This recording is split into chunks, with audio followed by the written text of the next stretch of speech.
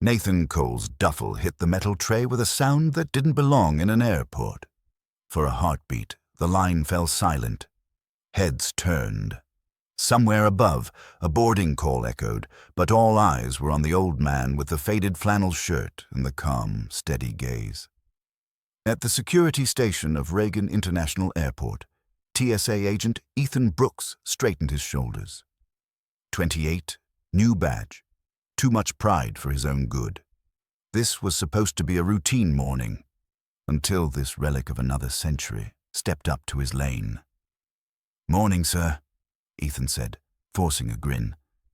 "Headed somewhere special?" Nathan nodded once. "A memorial in Arlington." The answer threw Ethan for half a second. Then his smile sharpened. He popped open the duffel with a snap of latex gloves. "Smells like the 50s in here," he muttered, half joking for the crowd's benefit. Inside were fragments of another life. A worn leather wallet, a carved wooden bird, a faded photograph of a woman with kind eyes. Ethan held it up, smirking. "Your sweetheart, huh? Guess she's been waiting a while." Someone in line shifted. A cough broke the silence. The old man said nothing. His eyes, pale, still unreadable, stayed on Ethan, quiet as deep water. That quiet made Ethan uneasy. He tossed the wooden bird back into the tray. "Come on, Pops. You hiding anything real in here, or just memories?" The air seemed to tighten. The conveyor's hum dropped to a low, nervous thrum, the terminal itself holding its breath. Then Ethan's gloved hand brushed something heavy, wrapped tight in oil-stained canvas. The weight of it stopped him mid-motion. He frowned, confused, tugging gently. "What's this?" he asked, curiosity edging into arrogance. Nathan's voice broke the tension, low, steady, carrying the unmistakable tone of command. "Be careful with that." Ethan glanced up, a smirk tugging at his lip again. Too young to recognize the kind of warning that could change a man's life.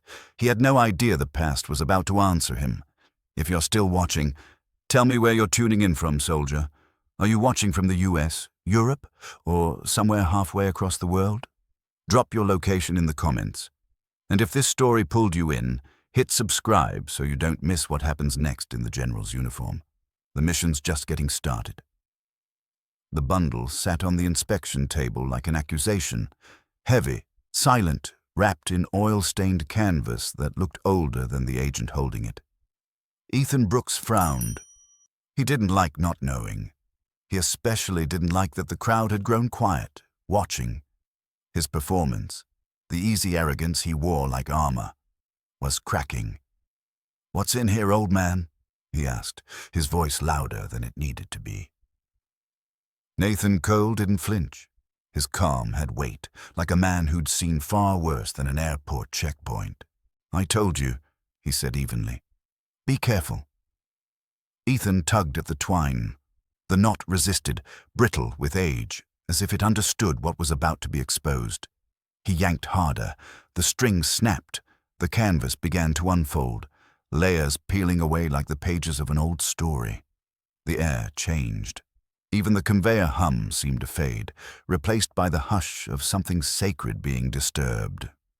Inside lay a perfectly folded military dress uniform, deep blue wool, buttons gleaming softly after decades. The ribbons and medals across the chest caught the harsh fluorescent light, scattering it like stars. Ethan froze. "What the hell?" he whispered. Nathan's gaze wasn't on the table anymore.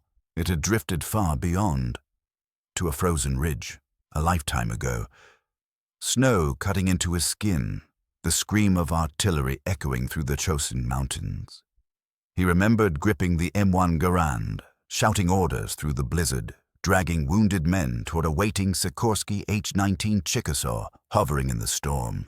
He remembered the warmth of another man's blood on his hands, and the silence that followed. "Hold the line," his younger voice roared somewhere in memory. The vision faded. The terminal's fluorescent light came back into focus. Ethan reached out, almost in awe, and brushed a finger over one of the medals. Cold metal, cold history. Nathan's voice snapped the air tight again. "Don't." It wasn't loud, but the authority in it hit like a gunshot. Ethan's hand jerked back. For the first time that morning, he realized the old man wasn't fragile. He was formidable, and the question that no one dared to ask now hung in the air, heavy as the uniform itself. Who exactly was Nathan Cole? The first sound was the sharp click of heels. Crisp, controlled, commanding. Every head in the security line turned as a woman in a pristine Air Force uniform strode toward the checkpoint. Silver eagles glinting beneath the harsh lights. Her presence cut through the noise like a blade through fog. "Agent!" Her voice cracked like a rifle shot. "Step away from that table." Ethan Brooks froze mid-motion, his hand hovering over the medals. "Ma'am, this is a secure inspection area." "Now!" she ordered, her tone brooking no argument. She stopped just short of the inspection table. Colonel Laura Hastings, Air Force Reserve, based at Joint Base Andrews. She'd been heading to the same Veterans Memorial in Arlington. Her eyes swept over the scene, the torn canvas, the scattered relics, the deep blue uniform lying under fluorescent light like something sacred. Then her gaze found Nathan Cole. For a heartbeat, disbelief flickered across her face, followed by something far deeper, reverence. The entire terminal seemed to still. Even the conveyor belt stopped its rhythmic hum. "Sir," she breathed, stepping forward, hand rising in a flawless salute. "General Nathan Cole, United States Army." "It's an honor, sir." The words hit like thunder. Murmurs rippled through the watching crowd. A veteran near the end of the line removed his cap. A mother hushed her child. Ethan blinked, pale and unsure. "General." "What?" he whispered. Colonel Hastings didn't look at him. Her eyes never left Nathan. "Put the uniform down," she said quietly, carefully. Ethan obeyed, trembling now. The arrogance that had fueled him moments ago drained away, replaced by something raw and unfamiliar. Shame. Colonel Hastings turned to the onlookers, her voice carrying with military precision. "This man is a hero of the 7th Infantry Regiment. Fox Ridge, 1951. He led 200 men through enemy lines. He received the Medal of Honor for valor beyond comprehension." Gasps spread through the crowd. Someone whispered, "The ghost of Fox Ridge." Nathan stood silently, head slightly bowed, as if the medals on that uniform belonged to ghosts, not him. Colonel Hastings lowered her salute, her voice gentler now. "Sir, we thought you were gone." Nathan's eyes lifted, weary, steady, unbroken. "I was," he said softly. Then he turned his gaze toward the window beyond the terminal, where the American flag swayed in the wind. "It's not over yet." For a moment, no one breathed. Whatever battles Nathan Cole still carried, they weren't fought on fields anymore, but within the hearts of everyone watching. The crowd held its breath as a TSA supervisor hurried over, face pale, tie askew. "What happened here?" he demanded. Before anyone could speak, Colonel Hastings turned on him, her tone sharp, cold with disbelief. "What happened," she said, "is that your agent just desecrated the uniform of a Medal of Honor recipient, of General Nathan Cole."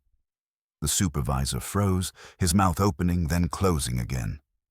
"Oh, God," he whispered. His gaze darted to Ethan, who stood motionless beside the table. All the color drained from his face. But before the supervisor could speak again, Nathan's quiet voice cut through the chaos. "It's all right," he said. Even Hastings paused. The general's calm carried more weight than her fury. Nathan stepped forward, his spine straight, his eyes steady. "He's just a boy," he said evenly. "Taught rules, not reason. Procedure, not principle." Ethan's throat tightened. Shame burned up his neck like fire. Colonel Hastings drew in a breath, her anger softening into something heavier. Sorrow. "General, he disrespected." "I know what he did," Nathan interrupted gently. "But if we punish every mistake without teaching what honor means, we'll just make more of them." He reached out and placed a scarred hand on Ethan's shoulder. The gesture was light, but it landed like a weight. Ethan looked up, eyes glassy. "Sir, I didn't know." "No," Nathan said quietly. "You didn't, but now you do." Behind them, the murmuring crowd fell silent, again. The only sound was the low hum of the conveyor restarting, the heartbeat of a place slowly remembering to breathe. Nathan turned back to Hastings, his expression calm but resolute. "Let it go, Colonel. There's more honor in forgiveness than in punishment." Hastings nodded slowly, her eyes glistening. As Nathan gathered his belongings, the onlookers instinctively stepped aside, the path cleared for him, not out of regulation, but respect. At the edge of the checkpoint, Nathan paused and looked back once. "Honor's not in the medals," he said softly. "It's in what you do after." And for the first time that morning, Ethan Brooks understood that real strength had nothing to do with authority, and everything to do with humility. Morning sunlight spilled through the tall windows of the Bethesda Military Medical Center, washing the corridor in soft gold. The quiet hum of wheelchairs and distant voices blended with the faint smell of coffee and antiseptic, the scent of courage, of recovery. Nathan Cole walked slowly, his cane tapping in rhythm with each measured breath. Every Tuesday, he came here, not as a general, but as a man who still believed service never ends. Sometimes he read to the wounded. Sometimes he just sat beside them, silent. That silence had its own language, one only soldiers truly understood. As he turned a corner, he saw a young man mopping the floor with careful precision, shoulders slightly hunched, gray custodial uniform, Ethan Brooks. Nathan stopped. The young man froze, mop in hand, eyes wide. The same eyes that once looked at him with arrogance now held humility, and something more painful. Respect. Ethan's voice caught in his throat.